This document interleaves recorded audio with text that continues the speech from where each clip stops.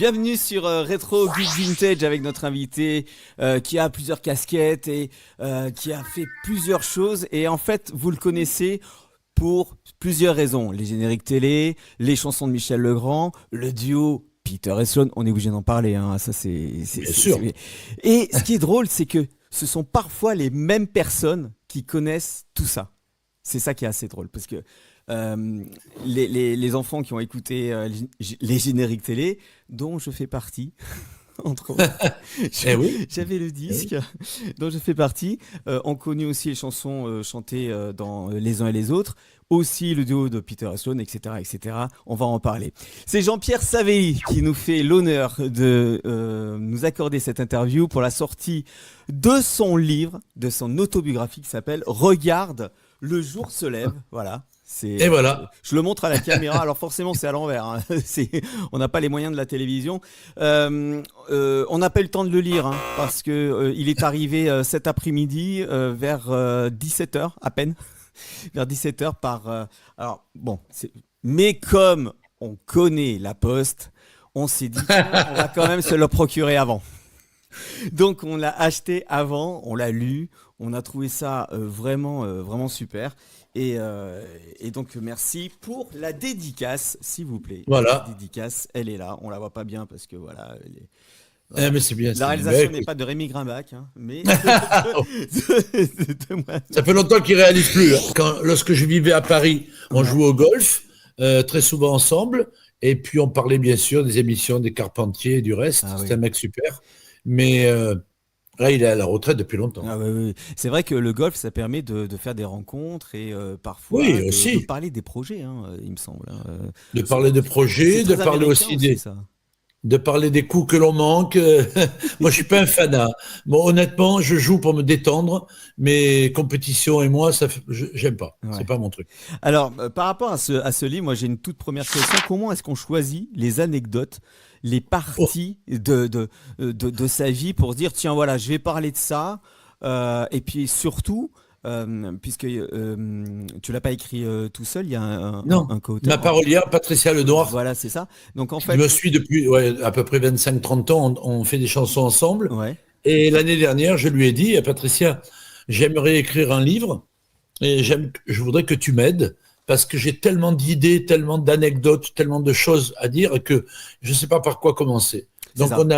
voilà, on a mis tout ça doucement. Elle m'a dit, moi je pense qu'il serait bien, c'est de partir de gamin, quoi. C'est pas, que ça soit pas un livre sur le showbiz, je voulais surtout pas, mais parler de tout depuis petit, avec ma famille à Toulon, et puis le départ. Pourquoi on part à l'âge de 19 ans sans connaître personne à Paris? C'est culotté, quoi. Je veux dire, puis c'est bon. Mon père était là pour m'accompagner. Je le mets dans le livre. Et puis voilà, on a mis 5-6 mois pour écrire plein de choses. On a gommé plein de choses, on a rajouté, on a enlevé. Et enfin, il est sorti. Et comment ça se passe en fait? Vous vous rencontrez tous les deux et puis alors parle-moi de ton enfance, parle-moi C'est ça. de la première Elle me fois pose des de questions. la première rencontre avec Michel Legrand par exemple. C'est ça. Elle me pose des questions comme si c'était un journaliste. Et je réponds. Et chaque fois que je dis quelque chose, elle me dit, est-ce que tu as une anecdote là-dessus? Oui. Là, voilà, ma grand-mère à Toulon, si, Michel Legrand, le rugby. Et tout ça, ça se monte doucement, doucement, doucement. Et on s'est dit, voilà, on commence tout petit avec, et surtout, je lui dis, Patricia, je vais mettre plein de photos. Parce que c'est bien Oui, beau il de y a dire, beaucoup. j'ai travaillé avec Claude François, avec Michel, il faut les voir, quoi. Ouais, ouais, il y a Avec beaucoup. moi. Il y a beaucoup de photos qui témoignent et attestent de cette Ouais. folle expérience parce que. Mais tu connais tout le monde, hein. Je connaissais personne au début, mais 55 ans de métier, on connaît, on rencontre. Il y a des gens qui restent, il y a des gens qui s'en vont, il y a des gens qui disparaissent très vite de votre entourage. Mon premier producteur, Michel Legrand, me disait, tu sais, tu vas jamais signer de contrat dans les discothèques, dans les grandes soirées, hein, d'accord? Vas-y pour t'amuser, chante, amuse-toi, mais c'est pas là que tu vas signer les contrats. Il avait raison, j'ai suivi. Et donc, j'ai souvent rencontré des gens qui me parlaient beaucoup et finalement, le lendemain, ils se rappelaient plus, quoi. Alors, ce qui est très drôle parce que dans le livre, on apprend que tu es né à côté du stade. Mayol, ouais. Mayol. Je suis né carrément de la rue qui est à côté du stade. Il y a la rue du Mûrier, le stade Mayol, il est là. Mais maintenant, la rue du Mûrier, elle a été coupée en deux puisqu'il y a un carrefour. Alors, ça te prédestinait justement à créer une espèce de club de célébrités pour faire du foot, hein, c'est ça ou du Oh oui, je football, faisais, oui. Honnêtement, à Paris, le rugby, j'allais voir. Ouais. Mais j'allais voir surtout quand Toulon se déplaçait pour jouer contre le Racing ou le Stade Français. Mais c'était le foot, quoi. J'avais le Paris Saint-Germain, j'avais plein d'amis là-bas. Et dans les années 90, j'ai eu l'idée de monter un club qui s'appelle le Samba Football Club. Samba parce que le Brésil, pour moi, c'est le football, c'est la joie de vivre. Et j'ai monté ce club et pendant 10 ans, on a chanté, mais on a surtout joué au foot. Et le soir, on chantait. Et la différence d'autres clubs, c'est que j'avais des professionnels du foot qui jouaient dans mon club. Alors qu'il y a eu des clubs où c'était des ex-professionnels. Moi, j'avais David Ginola, Pascal Olmeta, pour ceux qui s'en rappellent. Oui. Ben, c'est des garçons qui jouaient au Paris Saint-Germain ou au Matra Racing ou à Lyon, mais après, ils étaient au Samba. Voilà la différence. Mais Pascal Olmeta, avant de faire du foot, il chantait, non? Il chantait ça? Non, il a chanté surtout quand je lui ai dit un jour, mais attends, mais t'adores la chanson, mais chante, mais non, Jean-Pierre, je sais pas chanter. Et je lui ai écrit une chanson, Bah, et voilà. c'est ce qu'on Et c'est écoute, hein. parti. C'est ce qu'on écoute là. Plein de tags sur béton pour décor chimérique. L'horizon graffiti a cassé tes musiques. Y'a une vie de flipper qui cogne dans ta tête. Tu ne sais plus où aller, t'es mal dans tes baskets. Moi, je suis passé par là. Avec lui, c'est extraordinaire. Un jour, il avait carrément oublié qu'il était en direct à la télé. Et il chante, il fait son playback, comme ça. Et puis d'un coup, il se met à parler aux gens. Alors que là, les paroles continuaient de la chanson. Et lui, il parlait au public. C'est un mec extraordinaire. Moi, j'ai retenu une phrase de Michel Legrand qui disait: la clé du succès, c'est le changement. Est-ce que c'est quelque Ouais. chose qui te parle Ah oui. et est-ce que c'est Alors moi, grâce à lui que tu en es là aujourd'hui et que tu as oui. duré dans ce métier? Alors le changement, oui. Comme certains directeurs artistiques me disaient, Jean-Pierre, tu as une voix caméléon. Tu es capable de chanter des chansons très simples, très cool, très populaires et tout. Et puis d'un coup, tu vas chanter du Michel Legrand, tu vas chanter du Frank Sinatra. Ma voix, voilà, je l'ai prêtée souvent à des pubs. Je l'ai prêtée À des aussi pubs? à des... Oui, j'ai fait beaucoup de pubs pendant que j'étais à Paris. Je composais et je chantais beaucoup de publicités. C'était une manière de me faire vivre aussi quand les 45 tours ne marchaient pas, quand il n'y avait pas de spectacle. J'étais rentré dans un milieu de chanteurs et chanteuses à publicité, quoi. Et c'était Et heureusement. et c'était quoi comme genre de... Oh là là, Il y avait quoi comme produit à l'époque? oh, les produits, les pruneaux d'Agen, Ah oui! pour bien secouer les pruneaux. Ah, C'est c'était bon. toi! Alors ça, c'est un tube énorme à Agen, hein, parce que Ah c'est une bah, ville, on est bien pruneaux d'Agen. d'accord. Alors les pruneaux d'Agen, j'ai chanté aussi moi qui bois jamais une goutte d'alcool, mais j'ai chanté Pastis 51, j'ai chanté Cronenbourg, j'ai chanté des produits, des parfums, eau de Lancôme, j'ai fait plein de choses. T'as pas fait la Mérigorée? Non, chez Corée, non. Non, là-dessus aussi, peut-être j'en ai pas parlé dans le livre. Un jour, je fais une publicité pour un produit pour les chats. Ah oui? Pour les chats. Voilà. Et la fille qui m'avait sélectionné ma voix, elle avait écouté des musiques de films, chansons de films, de D'accord. Michel Legrand. Ah voilà. Et je chante la chanson où je suis pas rien, je suis interprète. Et à un moment donné, elle appuie sur le bouton, puis elle me dit au casque, elle me dit, Jean-Pierre, vous pouvez pas essayer de chanter ce titre comme vous chantez les chansons de Michel Legrand? Moi, j'ai pas pu m'empêcher, hein. Je suis du Sud. Je lui ai envoyé, je lui ai dit, mais le compositeur, c'est pas Michel Legrand, hein. Donc je peux pas vous faire des envolées lyriques alors que la musique, elle est complètement plate. Et j'avais pas vu qu'il y avait le compositeur juste derrière. Voilà. Ah, oui, Mais ça, oui, ça c'est. je me suis pas fait d'amis, mais j'ai quand même chanté la pub. Alors cette rencontre avec Michel Legrand, ça se passe comment et quel est le meilleur conseil qui t'est donné et comment ça se passe cette collaboration? Alors écoute, d'abord, je n'ai pas rendez-vous avec Michel Legrand. Ah. Mon père, j'arrête pas de le sermonner. Papa, tu es parti à l'âge de 17 ans, toi, de Corse pour chanter à Paris. Moi, j'ai 19 ans. Tout le monde dit que je chante bien, mais j'aimerais aller à Paris. C'est là-haut que ça se passe, quoi. Il décide, ok, il prend la voiture, la DS 21 à l'époque, et on monte à Paris. Et il avait juste une connaissance. c'est une dame de la chanson française qui s'appelle Georgette Plana, Ah oui, oui, très qui, bien. Rikita, voilà tout ça. Elle chantait à l'époque de mon père, dans les années 40. Et elle lui dit au téléphone, on se donnera rendez-vous à Paris. Et elle nous donne rendez-vous au Carrefour Pleyel. Alors Paris, Carrefour Pleyel, complètement dans le nord. Et nous, on dit au taxi Pleyel. Et on nous emmène À la salle salle, à la Pleyel. salle. Et Nous, donc, on l'attend. À l'époque, tu sais, 1969, il n'y a pas de portable. Et donc, on l'attend. Et j'ai dit à mon père, ben voilà, tu vois, elle t'a posé un lapin, ta copine, mais c'est pas grave. Et puis, j'ai vu plein de gens rentrer dans cette salle, surtout des petites danseuses classiques, avec tout un petit chignon et tout ça. Je me suis dit, là, c'est une salle de spectacle. Je m'approche et je vois un panneau, production Michel Legrand. Là, j'ai dit à mon père, alors là, écoute, moi qui chante déjà ces chansons, je monte, je vais voir. Je vois marqué deuxième étage, je suis monté au culot et j'ai rencontré Madame Legrand, qui était la mère de Michel la mère Legrand. de Michel Legrand. Oui. Et ça a démarré là. Comme je le raconte dans le livre, ça a démarré là. Elle a été adorable avec moi. Elle m'a fait rentrer. On a discuté. Elle m'a offert un thé. C'est une dame qui avait 55-60 ans. Elle a son petit cigarillo, là. Moi qui fume pas. C'est terrible parce qu'elle fumait puis elle jetait la fumée juste en face de moi. Ah Et oui. puis voilà. Puis 3 semaines après, j'ai rencontré Michel Legrand et c'est là que j'ai envoyé mon premier contrat à ma famille. Donc beaucoup de chance. Une chance énorme. Et qu'est-ce qu'il a aimé chez toi? Qu'est-ce qui a fait la différence? Parce Ah ben, quand il s'est mis au il piano, devait être sollicité par énormément de gens. Ou alors à ben, l'époque, il n'y avait pas beaucoup de personnes non, il produisait qui osaient. qui osait peut-être, il rencontrait beaucoup de monde, sans doute sur les plateaux de télé, mais on est dans les années 69, 70, il n'y a pas des télés comme maintenant, tu sais. Donc Oui. voilà, je ne sais pas, je sais que c'est un grand compositeur, un grand chanteur, il fait de très belles choses, mais moi j'y vais au culot, hein, et donc quand il s'est mis au piano, il m'a chanté des chansons, et on aurait dit que ces chansons-là, je les connaissais. Je ne peux pas t'expliquer pourquoi, comment, le fluide, des doigts comme ça, et je chantais des chansons. Et puis il m'a confié donc la chanson du Prince pour Podane. Il m'a fait chanter des chansons comme Un goût de soleil de Pomme et de miel qui ont été mes premiers 45 tours. Et là c'est parti quoi, c'est parti.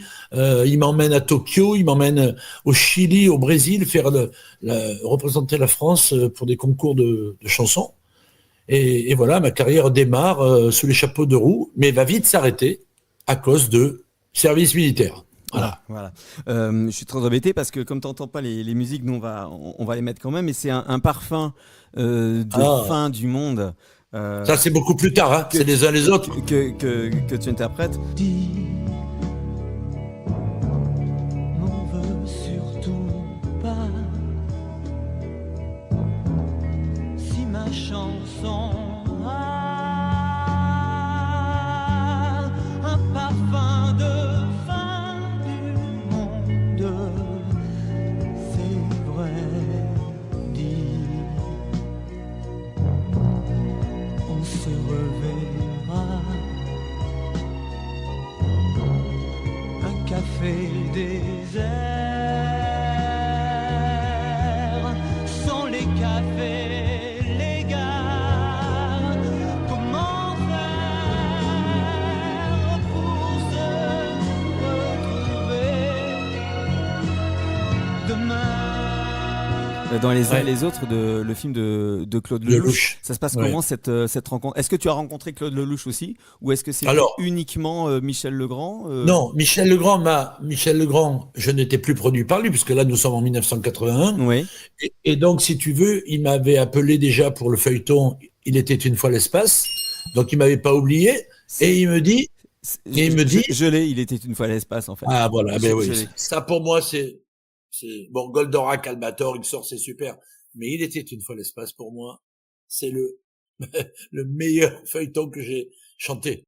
L'infini des prairies bleues du ciel découvert comme un grand livre ouvert, et la terre, cette bille éphémère qui prend quand l'étoile passe sa vraie place dans l'espace.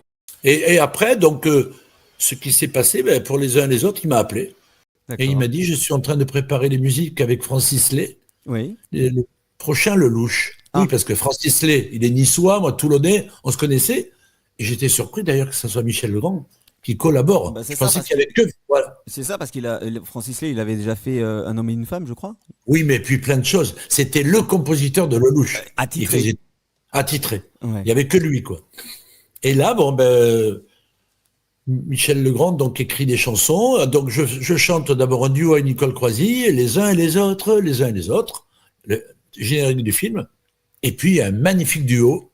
Et là, Michel Legrand me dit, tu vas enregistrer la version française et la partie américaine, je la fais avec une choriste dans quelques jours à Los Angeles. Voilà, donc je l'ai jamais vue, cette fille. Jamais rencontrée. Elle a chanté à Los Angeles, moi à Paris. Et le film est sorti, ça a eu un succès fou, parce que c'est TF1 qui était coproducteur et c'est passé bien sûr sur TF1. Et puis il y a eu un monde de fou. Et pareil, avec Nicole Croisy, on est parti au Japon représenter le film. Alors je crois qu'il y a Zelda qui voulait dire Permettre, quelque chose, en fait. Ça vous parle, Liliane Davis? Oh, mais comment Lily.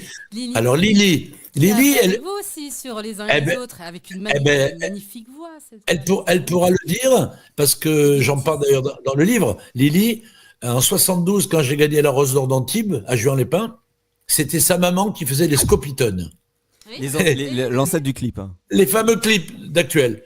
Et elle est venue me chercher à l'aéroport. On avait la même chemise en jean, cloutée. Incroyable. Bonjour Liliane Davis, bonjour Jean-Pierre Savelli. On s'est connus là et on ne s'est pas quittés pendant des années. Elle le dit souvent, c'est grâce à Jean-Pierre qui m'a donné des chansons d'ailleurs de Michel Legrand, à travailler, qu'elle est devenue choriste. Oui. Super choriste, super chanteuse. Elle a travaillé en plein endroit. C'est vraiment une fille extraordinaire. Elle a toujours gardé sa voix. Oui. Et bien sûr, elle a fait des génériques aussi. De temps en temps, on se retrouve Oui. d'ailleurs sur les salons manga. Oui. Et puis, elle a toujours gardé sa voix et sa bonne humeur. En fait, vous vous connaissez tous, hein, Ben, comme entre Jean-Paul Césari. Oui. Tout le monde, vous connaissez toute la clique. En fait. Oh, ben, disons que entre amis, quoi. je chante depuis tellement longtemps. Jean-Paul, il était secrétaire chez de Dorothée. Voilà, on s'est connus quand j'étais chez AB Productions en tant que chanteur. Il était là et il chantait pas hein, à l'époque. Non. Il aimait peut-être chanter, mais il chantait pas. Oui, oui. Bah, Donc, on en a parlé avec lui aussi. Et oui, on se connaît tous. Ouais, c'est ça. Il y a des gens qu'on côtoie tout le temps et d'autres qu'on a perdu de vue. Est-ce qu'à l'époque de chanter des génériques, c'était bien vu? C'était un petit peu, voilà, un peu dénigré, ou est-ce que c'était relativement neutre? Parce que il y a plusieurs versions. Il y a plusieurs versions. Certaines personnes nous disent ouais, c'était mal vu, donc je le disais pas. Et puis d'autres qui disent non, moi j'ai aucun problème. Alors, moi je vais parler pour moi, les autres ils disent ce qu'ils veulent. Moi, honnêtement, les premiers génériques, quand on m'a proposé Goldorak, j'étais avec Noam, donc, et le producteur Raïm Saban, qui produisait Goldorak. Franchement, j'ai écouté ça et j'ai dit, c'est incroyable. Quand j'ai vu les images, moi, dans mon truc, on sortait des films de Disney, quoi. Les princesses, les princes, les chevaliers. D'un coup, on voit un robot géant. Je comprenais pas trop, mais je me suis dit, en tout cas, le titre, il est bien. Je le fais, voilà. Et j'en ai fait deux. J'ai fait 2 génériques. Après, ils sont suivis Albator, il était une fois l'espace. Je suis pas devenu un spécialiste, mais on m'appelait. Et donc, je venais... parce que ça me faisait très très plaisir de chanter ces chansons-là. Voilà, donc moi je vais mettre un petit extrait de Le Prince de l'Espace, hein, qui est un des génériques de Goldorak, et La Légende d'Actarus. Actarus, dans ton Goldorak, tu n'as jamais peur de rien. Quand l'armée de Vega attaque, tu lances tes fulgures au poing. Toi, le prince de l'espace, le champion de la terre. Avec ton rétro laser, là-haut, très loin dans l'espace, entre la Terre et Vénus, le ciel garde encore la trace du prince Actarus. Il rêvait de notre Terre, la planète bleue, dont il voyait la lumière à 100 000 lieues. Et Pas puis un bien problème. sûr, il y a... est-ce qu'on le voit bien là? Ouais. Ah oui. Là, c'est XOR. Le shérif de l'espace. Son domaine, c'est notre galaxie.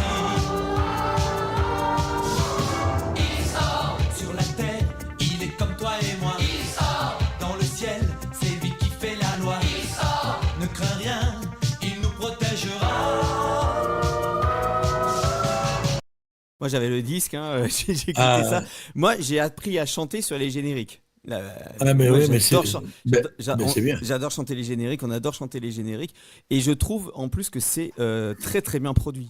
C'est-à-dire que c'est pas juste un synthé comme ça, et puis voilà, non, non, il y a vraiment des harmonies, il y a vraiment une écriture, que ça soit sur le texte. Je crois que c'est Antoine Decaune sous le pseudonyme Ouais. de Paul Persavant. Paul Persavant. C'est ça. Il avait honte, honnêtement. Bah, c'est ça, c'est ce que je disais, ouais, ouais. Non, il voulait pas. Il y avait Jacqueline Joubert, sa maman, sur Antenne 2 à l'époque, Ouais. et donc il n'a pas voulu mélanger les choses. Il a pris un pseudo, bah pourquoi pas. Oui, oui. On a parlé de ça avec lui. Enfin, bah, ça a dû être intéressant pour lui aussi, qu'il y ait des 45 tours qui soient vendus, etc. Bon, voilà, c'est aussi une façon de commencer dans le métier, puisqu'il était tout jeune, quoi, quand il avait pas encore fait Rapido, il n'a pas, Non, pas non, encore fait non, tout bien ça, sûr. quoi. C'était Non. vraiment le tout début. Et donc, XOR, Goldorak, tout ça, comment ça se passe? C'est dans un studio, tu es en train de chanter, et puis Ayam Saban vient te voir, il dit tiens, c'est pas mal ce que tu fais ou... Alors, non. Parce que Jean-Paul Césari nous a dit je passais dans le couloir, et puis il y a Gérard Salès qui dit tiens, Ouais. t'as pas 5 minutes oui, pourquoi? Pour chanter un générique? Bah, je sais pas, faut que je demande à Dorothée. C'est comme ça qu'il a fait Nicky Larson. Comment ça s'est passé pour toi? Alors, c'est vrai que là, ce studio-là, chez AB Productions, moi j'y ai travaillé pendant 1 an, donc c'est vrai que tout le monde chantait un peu, même les non-chanteurs. Bon, Jean-Paul, il n'est pas dans le cas parce qu'il aimait chanter, mais moi je ne savais pas qu'il chantait à l'époque. Il avait sa guitare, il gardait, mais bon, il était secrétaire, il fallait vivre, donc il a vécu des moments extraordinaires chez Dorothée, enfin, avec elle. Et donc, moi, ça se passe pas comme ça. Moi, j'ai déjà 10-12 ans de carrière, donc quand Saban, on a un bureau mitoyen. Je suis aux éditions Intersong sur les Champs-Élysées. Il produit Noam et il ramène Mike Brandt en France. Et Noam me présente à lui et il dit c'est JP. JP, il chante super bien. JP. Jean-Pierre, il n'y arrivait pas. Il parlait tout juste français. C'est JP, il chante très bien, il faut l'écouter, tout ça. Voilà. Et Saban connaissait quelques trucs et tout de moi déjà. Il m'a proposé de chanter. D'ailleurs, dans le livre, il a écrit vraiment de très jolis mots sur moi, parce que maintenant il vit à Los Angeles, je l'ai rencontré, c'est un mec extraordinaire, c'est un vrai producteur, quoi. Il osait mettre son argent propre sur plein de choses. Il a acheté les droits de Goldorak, il a fait vraiment bouger les choses énormément. Et Noam est toujours son compositeur attitré et un des meilleurs compositeurs au monde maintenant, hein, pour les génériques. T'as dit que c'était un vrai producteur. C'est quoi un faux producteur? T'en as rencontré? Oui, bien sûr, mais les faux producteurs, je sais pas, j'ai le nez. J'ai jamais trop perdu de temps, mais j'en ai rencontré. J'ai rencontré. Je suis producteur. Oui, de quoi, de qui Au bout de quelques questions, on comprend tout de suite. Mais il y a encore des gens, malheureusement, même de nos jours, qui se font avoir. Et il faut bien s'entourer. C'est très important, ce métier. Et tu as... Ah oui, l'entourage, c'est à cause de l'entourage, des fois, que les gens n'y arrivent pas. Toi, tu avais un bon entourage. Bien sûr. En fait. Et, Oui. et dans le livre, j'ai lu aussi que tu avais formé plus ou moins Yves Martin, qui est Lionel Oui. Leroy, en fait. Il le disait lui-même. Qui a pris ta succession sur le générique de Goldorak ensuite. Oui. Et l'aventure continue, toujours gagnant invaincu. Ton ennemi éternel est battu. Disons que, ouais. Ça marche. Après, Qu'est-ce que ça veut dire que tu l'as formé? Est-ce que... alors, je vais t'expliquer. Ouais. Chez Intersong, c'est une édition où vraiment passé Patrick Bruel, Gérard Presburvic qui a écrit Roméo et Juliette, Renaud, le chanteur Renaud.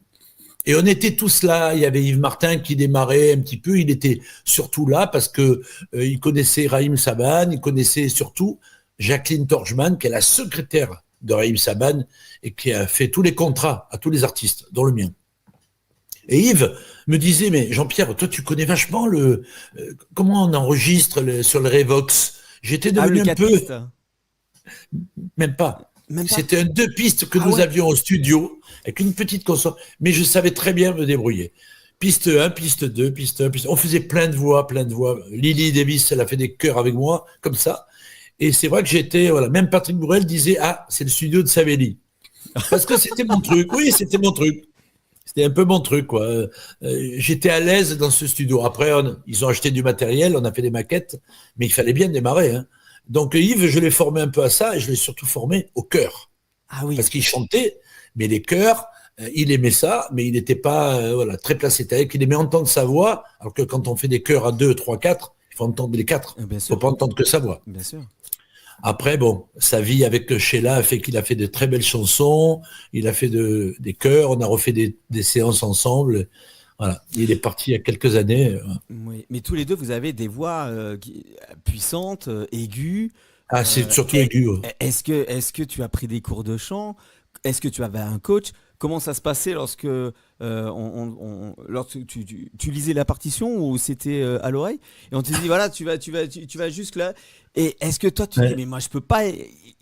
Là-haut, c'est peut-être un peu trop aigu pour l'instant. Et malgré tout, il Alors, fallait y aller. Comment ça se passait l'enregistrement? ben, tu sais, je vais te raconter l'anecdote déjà de Ciel en 1972. En 1972, il y a chez Barclay, il y a Patrick Juvet, Daniel Balavoine qui sont dans les studios et tout. Et on fait une chanson et on fait des chœurs. Et on fait des chœurs en voix de tête. Ciel! Très haut. Ma voix est toujours là, tu vois. Eh ben, écoute, on a dit, mais c'est des filles qui chantent. Ouais. Quand j'ai gagné la Rose d'Or d'Antibes, Raymond Lefebvre, le fameux orchestrateur, il m'a dit, ah, Jean-Pierre, je vous ai fait plaisir, hein. J'ai pris 3 choristes filles. J'ai dit, mais pour ma chanson, c'est des garçons qui chantent. Il en revenait pas, quoi. À l'époque, on chantait très aigu. Et Yves avait une voix très haut perché. Oui, oui, oui. Moi aussi. Et on s'entendait bien pour ça. On faisait des chœurs et des voix de tête. On a adoré les Bee Gees. On adorait ça. On écoutait les albums des Bee Gees à fond, à fond. Ça nous a toujours plu de faire des armos, des chœurs. Et j'ai fait beaucoup de chœurs pour beaucoup de chanteurs. Ouais, ouais. J'en parle pas trop dans le livre, mais si tu savais le nombre de pochettes où il y a mon nom, parce que j'avais créé un groupe qui s'appelait le groupe 13, Oui. pour Sardou, pour l'Olympia en 1974, on a fait quand même 6 mois à l'Olympia, et j'avais mon groupe, le groupe 13, et Michel Sardou, tous les soirs, c'était Jean-Pierre Sabelli et son groupe, tu vois. Et pourtant, j'étais chanteur déjà, je faisais plein de disques, mais les chœurs, c'est un vrai métier. Je peux Oui. te dire qu'il y a beaucoup de gens qui sont pas capables d'en faire. Alors, Et Alors justement, moi, il y a une blague hein, qui tourne comme ça. Ouais. C'est la différence entre la chanteuse et la choriste, c'est que la choriste, elle chante juste. Non, c'est pas... C'est ce qu'on dit, mais c'est vrai que Non, mais faire des même chœurs, si tu c'est chantes... c'est compliqué de faire des chœurs parce que Ouais. on est obligé d'avoir exactement la bonne tenue de note, les bonnes notes au bon moment. On n'a pas le droit de faire des fioritures. Il faut vraiment oui. être très très très précis. Alors, si tu me parles des choristes, tu regardes les chanteuses américaines, je ne vais même pas parler des chanteurs, regarde, leurs voix sont doublées, triplées, quadruplées, elles ont 3, 4 choristes derrière qui chantent de A à Z le titre. Après, on dit il y a une belle rondeur de voix. Normal, ils sont à 4, 5 Bah à ouais. chanter. Voilà. Nous, en France, c'est vrai qu'il y a de très, très bons choristes, très bons chanteurs. Et pas tous les chanteurs peuvent faire des chœurs. Parce qu'ils veulent trop entendre leur voix. C'est Quelqu'un ça. qui a été habitué. Je prends l'exemple de mon ami Jean-Luc Lahaye, qui est vraiment un chanteur soliste, et qui un jour sur scène, sur les années 80, il a voulu faire des chœurs, on n'entendait que lui. Il mangeait le micro. Et nous, je lui ai dit, mais tu sais, si tu manges le micro, nous, on ne peut pas l'avaler. Hein. C'est ça, les chœurs. C'est un métier. Alors, une voix perchée, ce qu'on appelle dans le jargon plus ou moins en voix de tête, mais Ouais. juste en dessous, c'est la voix mixte, c'est-à-dire celle qui est juste avant le passage à la voix de tête. Et Yves Martin, donc pseudonyme Lionel Leroy, mais c'est un pseudonyme qui était Oui. d'Ayam Savant, puisque je crois que dans L'homme qui tourne à pic, c'est Ayam Savant qui chante lui-même sous le pseudonyme de Lionel Leroy. Mais Yves Martin, Oui. en fait, et toi, vous avez des voix vraiment au perché en voix de tête, mais même dans la puissance. Moi, je reviens sur Il était une fois l'espace. Ah ouais. Moi, quand je la chante, bon, voilà, j'y vais, j'y arrive parfois, mais j'y vais, faut y aller, quoi. Donc, Après, il y a la tonalité. C'est vrai que moi, bon, il n'y a pas que la voix de tête. D'ailleurs, honnêtement, tu me parles de ça, Michel Legrand n'aimait pas. Il Ah aimait oui. pas. Il aimait que je chante en pleine voix, Bah, c'est ça. c'est-à-dire en voix de poitrine, tu vois, comme ça.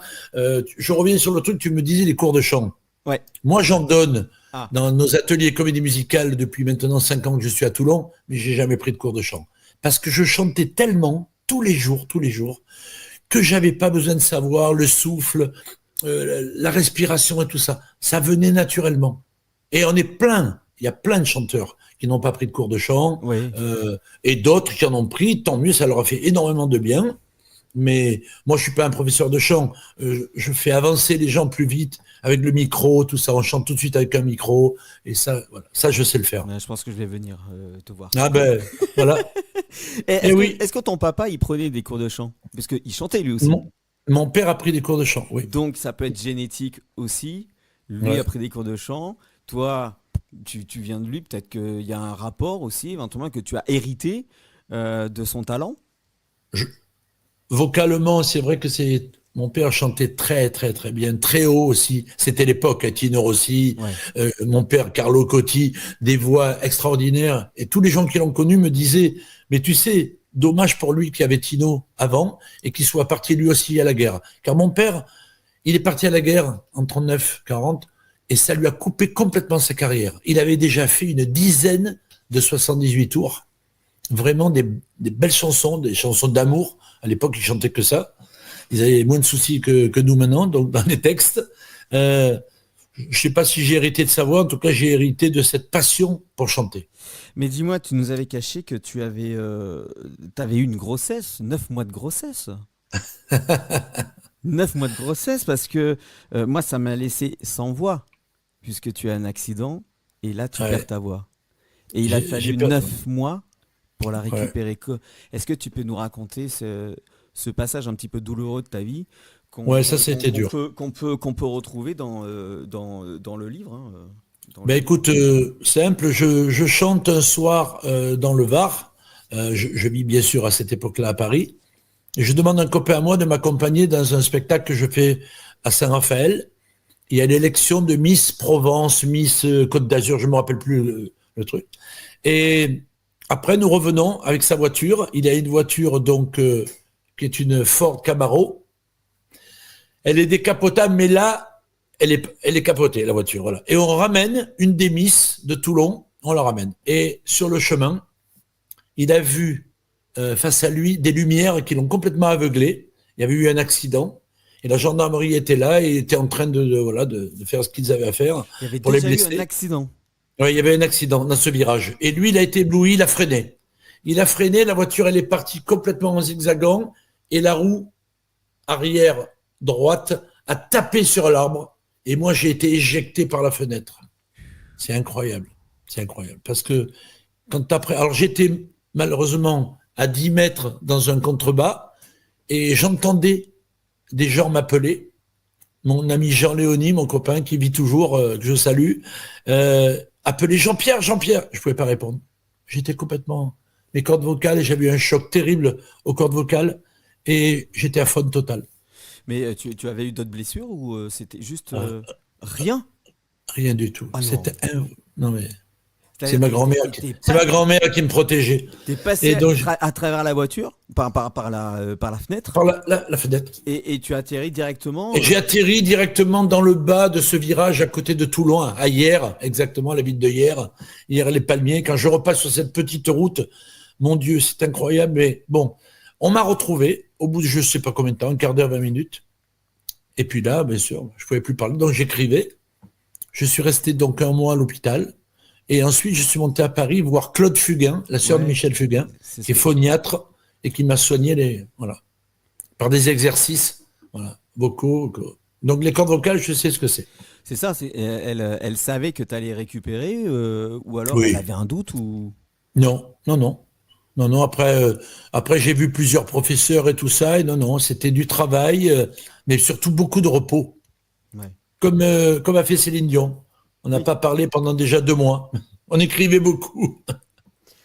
Bon, il est temps de parler de ce qui t'a fait connaître du très très grand public. Ce fameux duo où tu ne t'appelles pas Jean-Pierre Savelli, mais où tu t'appelles Peter. Ouais, oui. Peter avec Sloane. Voilà. Chantal Et parce que- Richard ouais, de parce son que- vrai nom.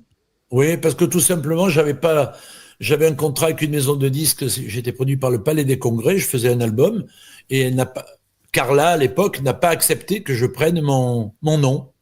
Donc C'est je me suis juste trouvé. à cause de ça. Ah, c'est tout. Ah ouais. Ben oui. Et donc là, Et puis, en plus, Ouais. Jean-Pierre et Chantal, c'était pas terrible, honnêtement. Bon, enfin, pour moi, c'était pas terrible, mais bon, voilà quoi. Donc moi, Jean-Pierre, Peter, facile, Ouais, bien sûr. facile. J'ai trouvé ça. Et Sloan, c'est parce que j'avais écrit une chanson qui s'appelait Slow pour Anne, et que l'on, une histoire vraie que l'on raconte depuis plus de près de 40 ans. Et voilà, et Sloan, Slow pour Anne, c'est devenu son prénom. Et ce titre-là, qui s'appelle Ma vie avec toi, ta vie avec moi, ça a été la face A, et c'est devenu la face B. Et besoin de rien, B, c'est devenu la A. Comme souvent, ça arrive. Et comment ça s'est passé, les séances d'écriture c'est quoi la genèse de ce titre? Alors Tu déjà, rencontres Sloan comment? Tu rencontres... en studio, Oui. au Palais des Congrès en plus. Ok. Ouais.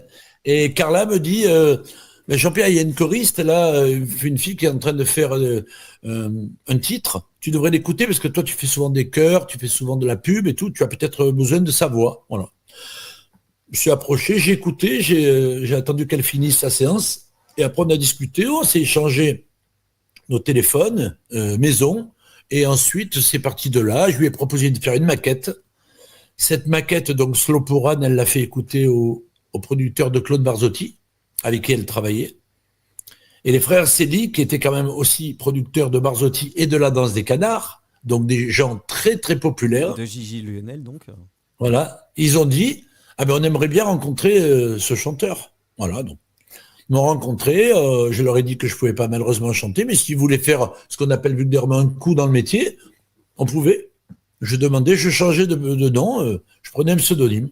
C'est parti de là. Ensuite, on a fait donc un autre titre. Le titre, il est parti d'une mélodie qu'avait fait Chantal, une mélodie, et ensuite j'ai emmené une parolière, Marie-Josée Casanova, dans cette histoire-là. Marie-Josée Casanova, une amie corse, qui était chanteuse à l'époque. Ouais, qui n'est plus de Et non, elle est plus de ce monde. Ouais. Et donc, ouais, elle est partie il y a quelques années. Ouais. Et donc, Marie a écrit donc Ma vie avec toi, ta vie avec moi. Et nous avons écrit Besoin de rien, envie de toi, ensemble. Voilà, un soir, devant la fenêtre, on a trouvé le titre comme ça. Et puis, on a proposé le titre aux producteurs. Ils ont dit OK. On a enregistré. C'est sorti en plein été. Et là, il y a quelqu'un sur Europe 1 qui a dit bon, alors, Peter et Sloan, ils sont de dos. C'est un slow qui démarre le 45 tours. On va peut-être renverser le titre. Et ils ont décidé de passer Besoin de rien. D'accord. Et c'est passé sur Europe 1, sur RMC. Et après, on connaît l'histoire. S'il n'y avait pas eu Canal+, et le Top 50. C'est ça, c'est le premier titre qui est numéro 1 du Top Voilà. 50, qui est en fait une amélioration de ce qu'il y avait aux États-Unis, en fait. Oui. Ils ont importé le Top 50 en France. C'est le Billboard. Ouais, C'est ça, le Billboard. Et là, c'est combien? C'est 2 millions d'exemplaires?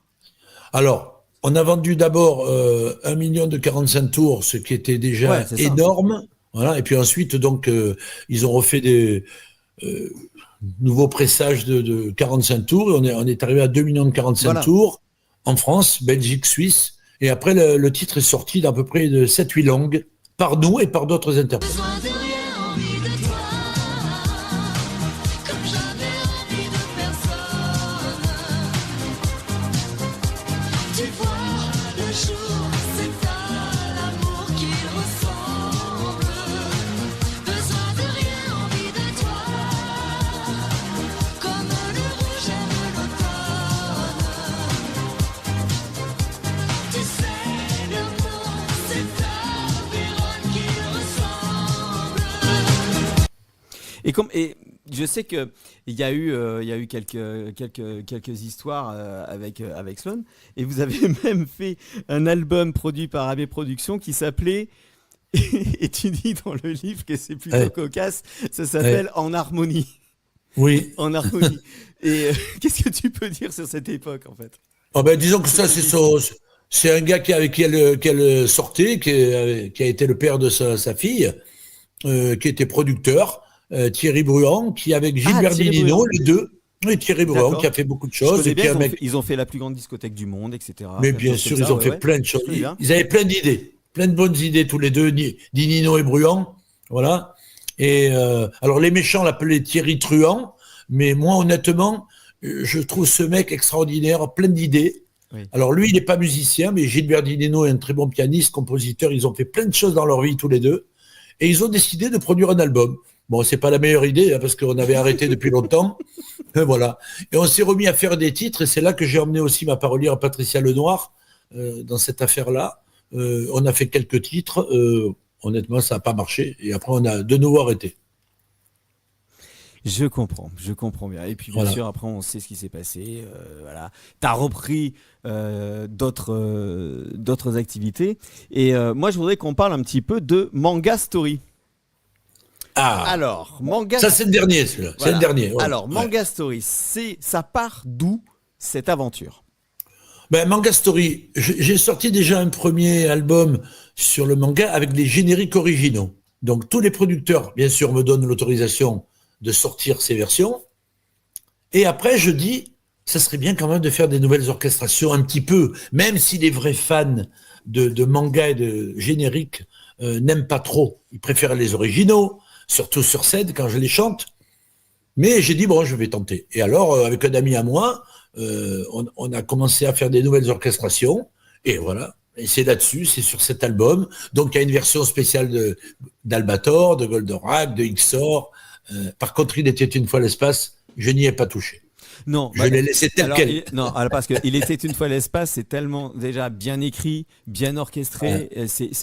Pour moi, c'est à chaque fois que je l'entends, ça me replonge. Quand moi je regardais le dessin animé, je sais pas, je dois avoir 7 ans, 8 ans à peu près quand je le vois, ça me met les larmes aux yeux. Et je me rends compte de la chance qu'on a eue d'avoir des génériques comme ça. Parce qu'en fait, ce qui se passe, c'est que nous, on n'allait pas nous dire tu vas écouter la musique classique, tu vas écouter du rock, tu vas écouter de la pop. C'est-à-dire qu'on nous le mettait dans la tête par l'intermédiaire des génériques. Par exemple, il y avait un petit peu de pop et de rock avec Goldorak. Là, on était dans des envolées lyriques symphoniques avec Il était une fois l'espace. Est-ce que tu as des anecdotes sur l'enregistrement de ce titre, par exemple? Ah ben écoute, quand Michel Legrand m'a dit on a pensé à toi avec Albert Barillet, le producteur et le parolier, j'ai voulu écouter la mélodie bien sûr, donc je suis allé, incroyable, au Palais des Congrès, encore une fois. Et... C'était au studio d'Abou? Non, là c'était au Palais des Congrès. D'accord. C'était mon ex-productrice qui était là, donc voilà, et il m'a fait écouter donc une petite bande qu'il avait fait piano comme ça. Après, il s'est mis au piano, on a choisi la tonalité. Et là, je lui ai dit, ça serait bien qu'on aille plus haut parce que qu'on fasse vraiment l'infini, très haut comme ça. Voilà. Et il y avait, dans le studio, Patrick Préjean, Ah oui. comédien, Oui, qui... doubleur, copain à moi, un très bon ami à moi, on a joué au football ensemble et tout, super comédien. Et il doublait beaucoup de personnages dedans. Oui. Et il y avait surtout Carrel. Roger Carrel. Roger Carrel, Le grand, lui, ouais. il avait fait 6 ou 7 personnages dans Il était une fois l'espace, Il était une fois la vie, bon, enfin incroyable. Ils sont restés jusqu'au bout et on a enregistré la voix, voilà, comme ça. Et ensuite, Michel Legrand a mis les violons. Donc j'ai chanté juste avec un piano et un petit beat comme ça. Ah, juste avec un piano et un Et il m'a fait, et un ouais, métronome. il m'a mis les violons après. Parce qu'au départ, c'était pas question de mettre des cordes et tout ça, mais bon. Et toi, Il a fait ça. tu avais pas l'image, mais tu te dis, comment dire, tu voyais à quoi ça allait ressembler ou tu voyais juste le piano comme ça et t'étais dans des envolées lyriques, mais tu n'étais pas accompagné par les Ah violons. non, Ce qui j'étais fait que pas- tu n'étais pas honnêtement. aidé. J'étais pas aidé, j'étais pas soutenu, mais ça, je l'ai fait souvent avec le grand. Hein. Des fois, j'étais au milieu des musiciens, par exemple pour le louche, on était au milieu des musiciens, il y avait un orchestre symphonique, il y avait au moins 90 personnes, les cordes, les cuivres, les chœurs, tout en même temps. Et moi, je chantais, j'adorais ça. Pour Boléro, par Je exemple. chante. Ouais, le Boléro de Ravel, je chantais, j'étais au milieu des musiciens, ça me plaît. Et puis de temps en temps, c'était piano-voix, et après, il écrivait par-dessus, et il écrivait ce qu'il voulait, quoi. Donc toi, tu n'étais pas du tout aidé par la musique, c'était juste par les accords. Ouais, mais bon, la petit- mélodie. Et la mélodie te suffisait? La mélodie était tellement belle, puis le grand, quand il est au piano, c'est un orchestre, quoi. Et on dirait qu'il a 6 mains, quoi. Il fait des cordes, il te joue les violons, quoi. Il te fait des trucs incroyables. On a répété 3-4 fois, et après, voilà, on a enregistré. J'ai fait 2 versions, et finalement, ils ont gardé la première version. Et la deuxième version, tu l'as quelque part? Mais non, c'était une version, si tu veux, où je chantais. Est-ce que tu l'as en archive? Non, mais ils me l'ont pas donné au studio. J'avais chanté un peu différemment, quoi. Voilà, c'est tout. Ouais. Ouais. Un peu, Mais di- ça a un été peu, di- vraiment. un peu différemment, un peu en dessous, un peu au-dessus. Non, Un peu c'était dans le plus phrasé. dans le Dans le phrasé. phrasé. Ouais. Dans le phrasé, j'ai essayé d'autres trucs, parce que quand je découvre une mélodie, si c'est moi qui l'écris, j'ai bien travaillé dessus. Mais quand quelqu'un me donne une mélodie et on te dit, bah voilà, on y va, puis dans 1 heure, on l'enregistre. Et c'était souvent comme ça. Dans la pub, c'était pareil, hein. Je découvrais la mélodie en arrivant, et voilà, après tu chantes. Est-ce que tu sais que les génériques télé, comme ça, les génériques que tu as chantés, les gens les chantent dans les bars karaoké, par exemple, et qui les chantent aussi sur une application qui s'appelle Smule. Est-ce que tu es au courant de ça?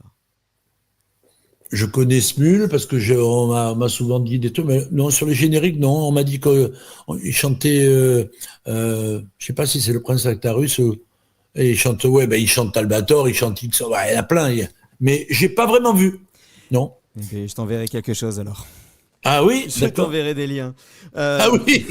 Tu parles de Goldorak. Il y a une chanson qui est très très peu connue. Alors bon, là je l'ai là, mais tu vas pas l'entendre, donc je Ouais. mettrai en post-production. Ça s'appelle Goldorak et l'enfant. Et Ah, c'est c'est une merveille, ça. c'est une merveille. Et c'est une Ouais. chanson vraiment très très peu connue. Je vais mettre Ah juste oui. un petit extrait là, 10 petites secondes. D'accord. Un petit garçon Ouais. qu'il a rencontré un soir. Ce n'est pas dans une chanson, pas plus que dans une histoire. Alors ça fait Je connais un petit garçon. Et c'est très très joli. Il y a une espèce C'est de. fou parce que là tu chantes, je revois la séance, il y avait Noam qui était en face de moi, il faisait. Parce que ce titre-là, ils l'ont mis, pas comme générique. Je crois qu'ils Non, ils l'ont l'ont mis mis en dans face un. B. Ouais, ils l'ont mis. Ouais, ils l'ont mis en fait. Et pourtant, c'est une merveille. Ah ben, C'est les pas- fans de Goldorak me la réclament. Hein. Quand je fais des salons, mais je dis, mais non, j'ai même pas l'instru. Je l'ai pas. Ah ben, je vais la faire alors. Je l'ai pas, Je vais te la faire en piano-voix. Nous sommes allés à Goldorak Experience. C'était Ah. le 28 octobre 2021. Nous avons le billet là. Voilà, bon, on voit pas bien. Ouais. Ça, c'est le premier. Ouais, c'était le 28 octobre 2021. Oui. Cette expérience Goldorak, ce concert qui était au Grand Rex, Mmh. devant plus de 2000 personnes, 2700 à peu près, 2700 personnes, il y avait. Est-ce que tu t'attendais vraiment à autant de fans, autant de personnes qui viennent, autant de gens qui se souviennent des génériques, de tout ce qui a fait leur enfance? Est-ce que tu pensais un jour que lorsque tu as chanté ça à l'époque dans les années 80 et 70 et 80, est-ce que tu pensais que maintenant tu les rechanterais? Vraiment? Non. Est-ce que tu pensais qu'il y aurait un succès faramineux? On peut pas penser ça. Je vais te dire, c'est comme si tu me disais pour besoin de rien, 40 ans après, on nous reprend pour un truc. Bah, tu as vu les films, hein, les 2 films. Hein. Le premier, c'est ça l'histoire. Hein. Il y a personne dans les salles et puis d'un coup, on fait des zéniths. Là, tu te rends compte, en 78, je fais Goldorak. Ok, c'est un personnage fabuleux. Mais jamais j'aurais pensé faire des salons. Et puis surtout, cette expérience avec le fils de Céron, avec Jérémy, qui a eu cette idée. C'est un fou c'est un fou. De me dire qu'il y aura encore des nouvelles choses pour 2026 et je vais être là. Franchement, puis il nous a fait plaisir, quoi. Avec des musiciens, là il y avait des cordes et des cuivres. La deuxième partie, je parle, hein, la deuxième fois. Franchement, c'était top. Puis alors les gens, la version de l'année dernière, ça a été encore plus fort. Oui. Alors encore plus fort parce que là, quand j'ai arrêté l'orchestre et que j'ai fait chanter les gens, là, je les ai tous entendus. Parce que quand tu es à l'orchestre derrière, plus t'es et tout, t'es un peu noyé. Hein. Mais là, c'était fabuleux, quoi. Je les ai remerciés parce que c'est incroyable ce qui nous arrive, quoi. Ils arrivent avec des pochettes de 45 tours en me disant « Mais oui, mais on savait pas, il n'y a pas de photo de vous, on savait pas plus. Nous, on avait 7-8 ans. Bon, finalement, ils s'en foutaient de qui chantent. Ce qu'ils voulaient, c'est... Et là, ils nous voient, ils ont 40, 45, 50 ans. Et ils nous disent vous avez été le chanteur de ma jeunesse, quand j'étais petit. Ben, c'est extraordinaire. Alors moi, On est fiers. Hein. Alors moi, je suis fier d'avoir fait ça, parce qu'il y a toujours les gens qui vont dire ouais, bon, Goldorak, et alors ouais, il fallait chanter. Hein.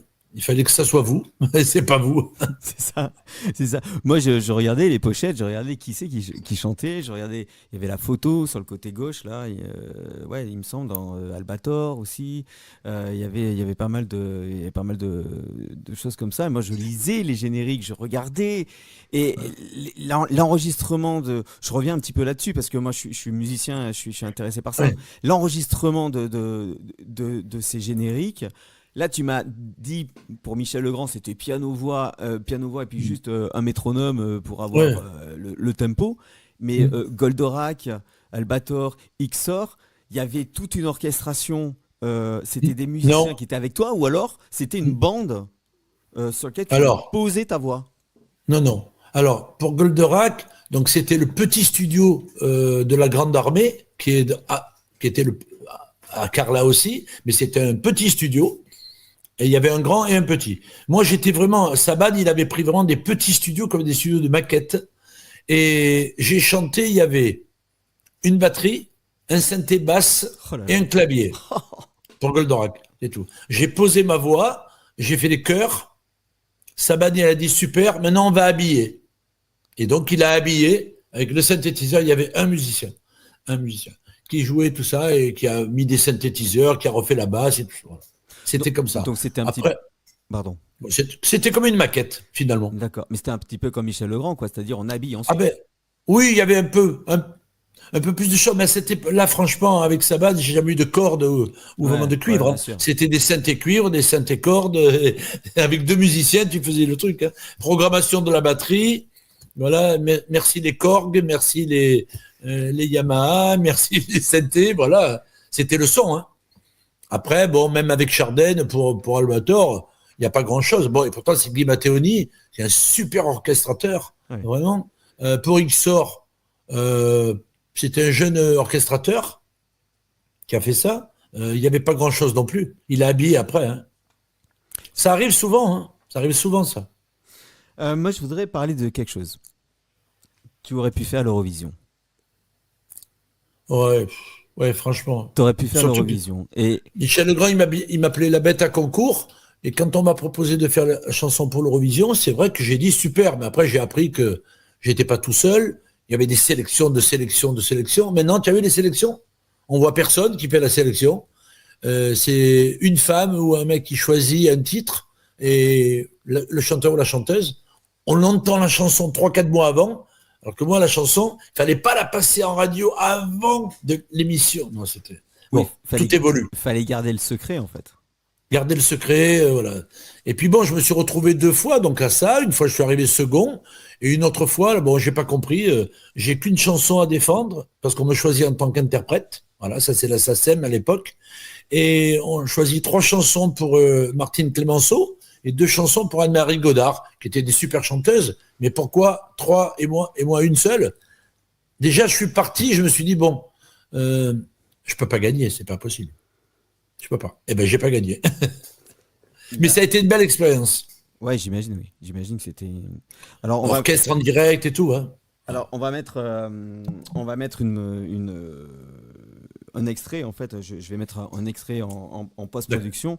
Moi, je voulais revenir sur la page 85. La page 85 du bouquin. Oui, parce qu'on a lu, on a lu le bouquin, puisqu'on l'avait, on l'avait avant. Bravo. Pierre de Coubertin qui dit: le plus important aux Jeux Olympiques n'est pas de gagner, mais de participer. Ça, c'est ce qu'on connaît généralement. Mais il y a la suite de cette phrase. C'est: car l'important dans la vie, ce n'est point le triomphe, mais le combat. L'essentiel, ce n'est pas d'avoir vaincu, mais de s'être bien battu. Est-ce que tu t'es bien battu? Est-ce que tu pensais que la vie était un combat? Absolument, tout le temps. Alors mon métier, j'ai démarré dans des années où on te dit, oh, c'était plus facile. Pourquoi? Parce qu'il y avait moins de monde, moins de chanteurs, il y avait moins de concours de chant. Maintenant, chaque année, tu as 30 chanteurs nouveaux qui, grâce à la télé, on les voit au bout de 3 mois, ils ont fait autant de télé que dans la vie de Johnny Hallyday, quoi. C'est incroyable, ils passent tous les soirs à la télé. Bon, il n'y avait pas tout ça. Donc on se battait, mais sainement. On voyait facilement les directeurs artistiques, on avait facilement des rendez-vous dans les maisons de disques, on voyait facilement des rendez-vous dans les maisons de disques. Oui, Moi, j'ai été voir des maisons de disques à l'époque quand j'avais plus de maison. J'ai été voir EMI, donc Pathé Marconi, EMI. J'ai été voir CBS à l'époque, qui est devenu Sony. J'ai été voir RCA. J'ai été voir des gens, bien sûr. On avait rendez-vous avec les directeurs artistiques. Ils écoutaient nos chansons là, à côté de nous. Là, c'est fini depuis des années. Ouais. Cite-moi un chanteur des années 80 qui a fait la tournée Star 80, qui a une maison de disques. Oui, oui, non, mais pas. Personne. Patrick Hernandez a dit, Savelli, il est fou. Chaque année, il te sort un album, parce qu'il est venu chanter avec moi l'année dernière ici, près de Toulon. Je l'ai fait venir sur ma tournée 80. Je chante 25 chansons de mes copains. Je chante toutes les chansons des années 80 avec mon équipe à moi. OK? Alors, c'est sûr, il n'y a pas de star, à part mon petit nom, mais quand j'ai fait venir Patrick Hernandez, il m'a dit, mais t'es fou. Mais pourquoi tu continues à faire tous ces disques? Ça vend plus et tout. Et tout le monde. Tout le monde. Et personne n'a de contrat. On s'en fout. On n'en veut plus de contrat. Moi, tu vois, là, tu es au courant. Oui, oui. Voilà. Oui, oui, Ça, c'est le dernier. Bien sûr. Eh ben, le dernier, je l'ai produit avec des musiciens sur scène. On a fait du live. J'aime chanter. Donc maintenant, je vais pas attendre que quelqu'un me dise oui, ça serait bien de venir nous voir. Non, non, c'est trop compliqué. Il y a personne qui t'a jamais dit oui, t'as chanté Goldorak, donc bon voilà, on va pas te prendre parce que bon pour l'image, ça serait pas bien, etc. Personne t'a jamais dit ça? On me l'a pas dit, mais je suis sûr que certains directeurs artistiques qui n'ont plus aucun pouvoir dans les maisons de disques d'ailleurs, parce qu'il faut absolument vendre et tout, donc il y en a un, il n'y a pas longtemps, quand on lui avait envoyé des productions, mais pas moi, c'est pas moi qui chantais, et il a dit, et j'avais emmené ma femme à ce rendez-vous pour qu'elle se rende compte. Il lui a dit, non, non, attendez, là vous faites ça, mais ça marche pas du tout. Je vais vous faire écouter un petit peu ce qui marche. Ah d'accord. Et il nous fait écouter 2-3 productions, que moi jamais j'aurais mis un centime là-dessus, mais lui c'est pas ses sous, tu comprends? C'est la maison de disques qui paye. Donc, il a des copains, des copines, il les fait rentrer, et ben il n'a pas fait de tube. Hein. En tout cas, les 3 productions, je ne les ai jamais entendues. Donc, tout ça, c'est compliqué. Mais peut-être, tu as raison, il y a peut-être des gens qui ont dit, oh non, non, Savelli, non, s'il a chanté ça, il ne pourra pas chanter ça. Mais heureusement que j'ai rencontré des gens comme Claude Michel Schoenberg, Oui, pour la Révolution française. qui me donne quand même le premier rôle du premier opéra rock français. Heureusement que j'ai rencontré Pierre Porte, à qui j'ai fait faire les orchestrations de Ciel et de Podane, et qui des années plus tard me dit c'est moi qui va écrire la nouvelle revue du Moulin Rouge, et j'aimerais que tu t'occupes de la direction artistique. Super. Mais il me dit bien sûr, tu n'oublies pas de mettre aussi ta voix. Parce que moi j'avais oublié. Ouais. J'avais fait un casting de chanteurs et de chanteuses, je m'étais pas mis dedans. J'ai bien fait après de me mettre, grâce à Pierre. Et c'est ma voix qui, depuis 25 ans, 25 ans, ouais. est sur la féerie dans le Moulin Rouge. Tu vois, je fais des tas de choses différentes. Et c'est pour ça que je devais appeler mon livre « Ah, c'était vous ». Ah, effectivement. Mais pour venir sur l'album là qui sort pour l'hommage à Michel Legrand, les musiciens, ils savent que ils connaissent son parcours, ils savent un petit peu que tu as fait des génériques, Oui, que oui, tu as oui. fait des pubs, parce que faire de la Oui, pub à oui. l'époque, c'était pas non plus. Il y a quelques-uns qui avaient lu avant de venir au casting, qui avaient lu ma bio. Et dont le petit contrebassiste qui avait 21 ans et qui m'a dit « La chanson préférée de mon père, c'est Albator ». Donc, ok, très bien. J'ai dit, mais vous connaissez un petit peu Michel Legrand? Il me dit, non, même pas de nom. Ah, ok, très bien. Ah oui. Mais par contre, garçon qui a du talent, grand talent, il est à une école d'ailleurs de basse à Paris en ce moment, c'est un Toulonnais, et il a appris, parce que c'est tous des lecteurs, hein, j'ai pris que des garçons qui sont au conservatoire de Toulon, mais il y en a très très peu qui connaissaient vraiment, à part un ou deux qui connaissaient du Legrand, mais quoi? Les Parapluies de Cherbourg, les Demoiselles de Rochefort, un été 42. Mais là, je leur ai fait découvrir des chansons que même les fans de Michel Legrand ne connaissaient pas. Mais il y a 16 chansons et moi, en tout cas, j'ai pris du plaisir. Et là, bon, ben voilà, les concerts redémarrent le 2 août. Il y a 4 dates avec Legrand et après, j'espère, à partir d'octobre, faire un petit peu le Tour de France. Et surtout, chanter du Michel Legrand, ça permet de montrer son talent vocal et ça fait du bien de chanter du Non, ça me fait du bien, surtout le talent vocal. Écoute, je Non, vais mais- te dire honnêtement, Ça fait du tu as bien. raison, hein, mais il y aura toujours des gens. Il y a encore quelqu'un de Radio Nostalgie qui a dit hier lors d'une interview, mais bon, il a 23 ans, je peux pas lui en vouloir. Il me dit, mais comment on peut chanter Goldorak et Michel Legrand? C'est exactement c'est pour ça que je pose la question. Mais j'ai dit, écoutez, jeune homme, je peux, puisque j'ai une voix, donc je peux chanter plein de choses différentes. Ah, parce qu'on t'a posé la question en direct sur Oui. Nostalgie. Sur Radio Nostalgie hier, par rapport à Michel Legrand. D'accord.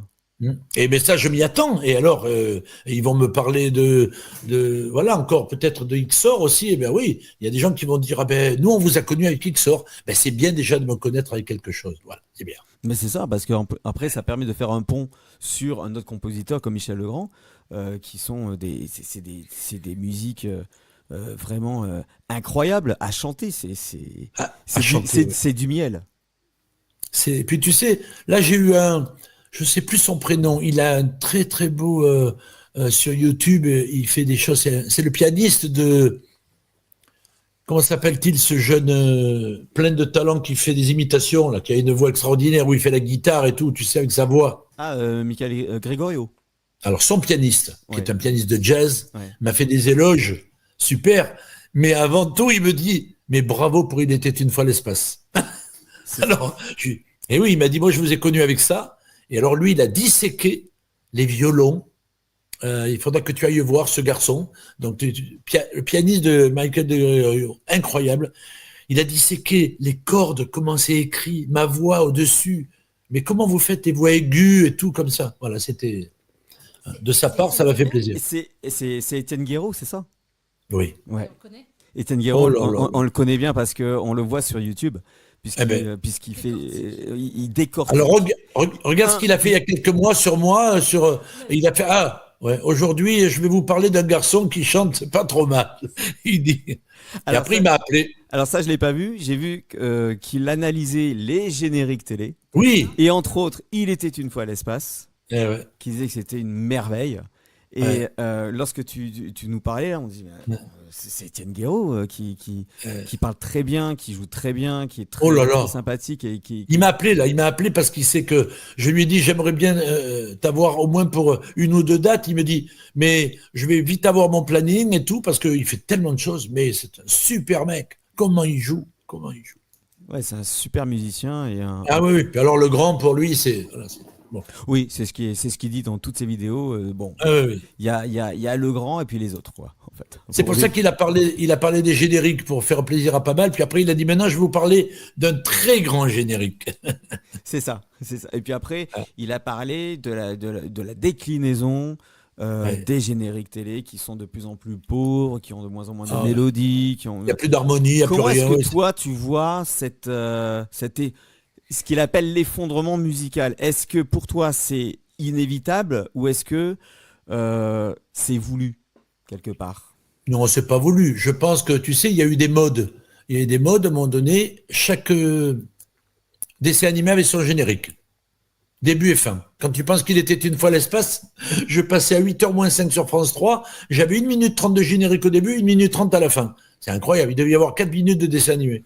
Et c'était génial. Et puis d'un coup, plus de générique, que de la musique, Ouais, c'est ça. d'accompagnement. C'est ça. Et puis, on revient au générique. C'est des modes. C'est comme ça. Il était une fois l'espace, c'était tous les soirs sur FR3, ça s'appelait à l'époque. Ça durait Ouais. 5 minutes. Ouais. Et il y avait ce qu'ils appellent un cliffhanger maintenant dans les séries, quelque chose qui nous tenait en haleine. Et donc on Ouais. entendait le générique tous les soirs. Et le samedi après-midi, je crois que c'était l'intégralité de l'épisode. Oui. En fait. C'est ça, de C'était- la semaine. C'était une façon pour FR3 de fidéliser une audience de manière à regarder ensuite le programme de 20h. C'était le soir 3 ou je sais plus. Ah mais c'était- tout le monde m'en parle. Quand je fais des salons, là, le dernier salon que j'ai fait à Douai, là les gens m'ont dit, mais vous chantez pas Il était une fois l'espace? J'ai dit, écoutez, je dois faire 4 chansons, on est plein de chanteurs. Honnêtement, j'ai pas le playback, enfin l'instrumental, mais pourquoi pas? Là par contre, celui-là, je l'ai, avec les cordes et tout.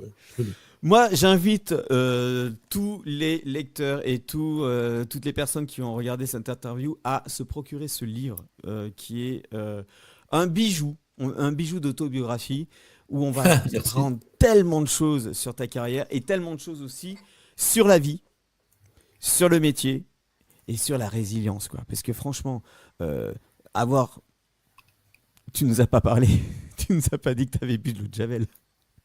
Ah non, oh là, j'aurais pu perdre les cordes vocales. Merci ma sœur. Qu'est-ce que c'est que cette histoire? Ah ben j'ai une histoire, j'ai 12-13 ans et je fais du camping avec ma sœur du côté encore de hier sur une plage et tout. Et elle est tellement méticuleuse, mais vraiment, même là-bas le ménage elle le faisait tous les jours et tout. Eh ben elle a mis de la javel dans une bouteille de lait. Ah oui. Voilà, heureusement mélangé avec de l'eau. Et moi j'ai pris ça en dessous et j'ai fait hop, et j'ai failli tout me brûler à l'intérieur. Mais voilà, je me suis bien sorti. Ah bah oui, un sacré miraculé, hein. Même si elle était diluée, comme le docteur a dit à l'époque. Merci à ta sœur, hein, parce que sinon cette interview aurait pas pu avoir lieu. Je le remerciais plein de fois. Jean-Pierre, c'était pas prévu, donc tu as peut-être 2 minutes pour te préparer. Est-ce que on peut se quitter en chanson. Est-ce que tu peux nous chanter quelque chose? Est-ce que tu as ta guitare à côté ou quelque chose, ou même a cappella? Est-ce que tu peux nous chanter quelque chose? La guitare. Pour finir. On va faire un petit bout de la chanson qui m'a permis de remporter, c'était mon grand concours de chant français, qui n'existe plus maintenant. Ouais. La Rose d'Or La Rose d'Antibes. d'Or, c'est ça, d'Antibes. La Rose d'Or d'Antibes en 1972, tu vois, où j'ai entendu 3e, 2e Michel Jonas, 1er, et moi j'avais rien. Et se disant j'étais grand favori, et finalement grand prix, hop, c'était moi. Alors par contre, attends. C'est un peu bas comme ça. Vas-y, mets le capot où il faut. Ouais, je sais pas où je vais le mettre, mais bon. Ciel, bon, je sais pas ce que ça donne avec le micro là, mais enfin, on verra bien. Ça donne très bien, on entend très bien. Ciel, je ne suis qu'un pécheur. Sous votre manteau gris, j'ai caché une fleur. Ciel, j'ai peint mes rêves en bleu.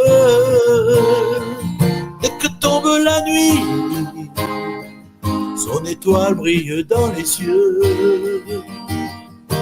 Ciel, la la la la la la, la la la la la la la. Da, da, da, da, da, da. Ciel. Bravo. Franchement, cette interview n'aurait pas été la même s'il n'y avait pas eu cette chanson. Elle est très très bien écrite et c'est très très joli. Merci à toi, j'espère que tu as passé un bon moment en notre compagnie. Oui, très bon moment. Merci à tous les deux et puis continuez à aimer la musique.